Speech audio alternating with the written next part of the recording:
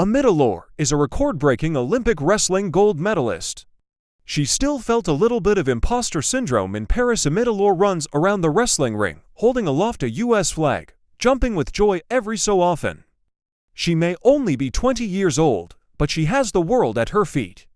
Elor has just won Olympic gold in the women's freestyle 68 kg wrestling event, beating Kyrgyzstan's Meerim Zhumanazarova in Tuesday's final on points 3-0 in Paris. In doing so, she became the US youngest ever wrestler to win gold.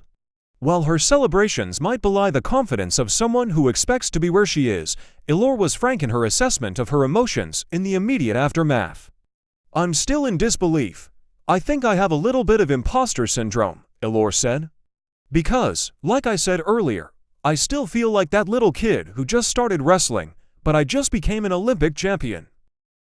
She added, "It was one of the best moments in my life. I think I'm going to remember it for my entire life. It's one of the best feelings in the world." Her achievements are made even more astonishing given that she's competing out of her normal weight class. She made her name in the 72 kg weight class, winning the 2022 World Wrestling Championships, becoming the youngest US wrestler, male or female, world champion aged 18, before successfully defending her crown a year later. The 72 kg weight class isn't part of the Olympic Games though, meaning she needed to cut down to compete. And she has adjusted to life at a lighter weight seamlessly. She was seen as a contender for the Olympic gold, but no one could have predicted the emphatic nature in which she has done so.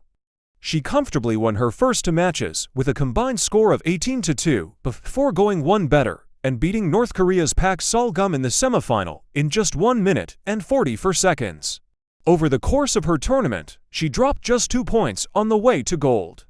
Working on her mental approach to wrestling with the help of her coach Valentin Kalika, she says, has helped her the most. "I think one thing that's helped me develop mentally has been experience," she said.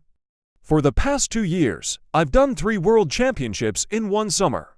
Those experiences have not only helped me stay focused and solid under pressure, they've also helped me improve as a wrestler and as a person." But Elor's relationship with wrestling hasn't always been so smooth. She remembers a time during the COVID-19 pandemic where she fell out of love with the sport, and it went from being the best part of my day to being a task that I wasn't always looking forward to. "It's one of the hardest, if not the hardest, sport out there. When you do something so difficult, it's hard to remember why you do it and to still enjoy the process. I've had a lot of ups and downs, but I did not stop. I kept going. Throughout meeting the right people, I have learned to love it again." Elor has had to deal with loss in her family too.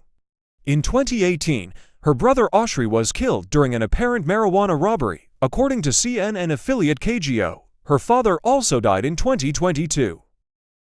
After her victory on Tuesday, Elor explained that those tough times make the success even more seismic.